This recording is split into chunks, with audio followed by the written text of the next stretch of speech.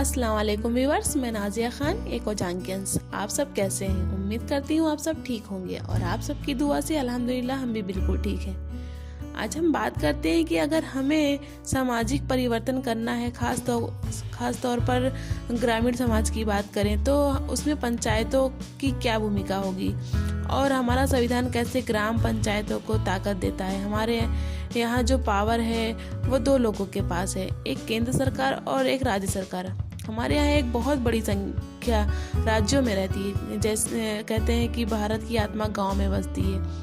माना जाता है कि 70% आबादी गांव में निवास करती है, यानी बहुत बड़ी आबादी ग्रामीण इलाकों में रहती है। ग्रामीण इलाका सुख सुविधाएं, अवसरों की पहुंच, रोजगार, साइंस एंड टेक्नोलॉजी, इनोवेशन, जो बेसिक इम्यूनिटी, इन सब से काफ़ी दूर है। और जो लोग होते हैं, कहा जाता है कि लोगों को समान अधिकार मिलना चाहिए, वो इससे वंचित रह जाते हैं। वो बेचारे देखा करते हैं कि कब केंद्र सरकार से राज्य सरकार के पास आएगा, राज्य सरकार से जिलों के पास, और जिलों से कब गांव में पहुंचेगा कि नहीं पहुंचेगा। लोग इंतजार ही क्या करते हैं। ये बहुत बुरी कहानी है। राजीव गांधी जी ने कहा था कि जब केंद्र से 1 रुपया चलता है तो 25 पैसे भी लोगों तक नहीं पहुंचता। तो ये बताता है कि जो ग्रामीण इलाका है, जब उसके पास संसाधन नहीं होगा, उसके पास निर्णय लेने की क्षमता नहीं होगी, खासतौर पर ग्रामीण महिलाएं आगे नहीं आएंगी, तो कभी भी ग्रामीण क्षेत्र ट्रांसफॉर्म नहीं करेगा। और जब तक ग्रामीण समाज का रूप नहीं बदलेगा तो भारत का रूपांतरण संभव नहीं है। 70% आबादी जब वही वंचित रह जाएगी तो भारत कैसे विकास की ओर बढ़ेगा।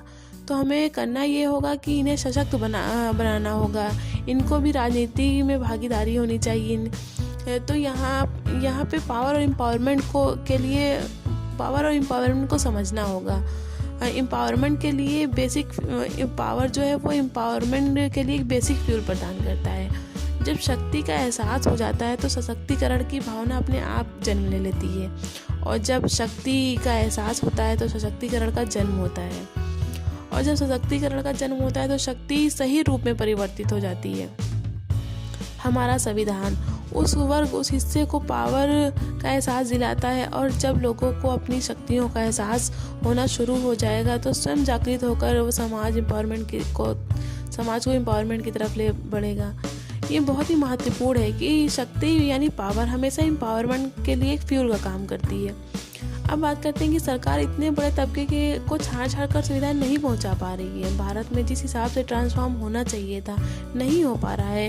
गरीबी मिटनी चाहिए थी, लैंगिक भेदभाव खत्म होना चाहिए था, महिलाओं को अच्छी शिक्षा मिलनी चाहिए थी, वो नहीं मिल पा रही है। इसका सबसे बड़ा कारण है ग्रामीण व्यक्ति को राजनीतिक भागीदारी ना के बराबर है।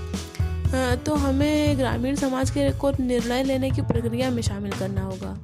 निर्णय लेने की प्रक्रिया किसी भी समाज का मूल तत्व है।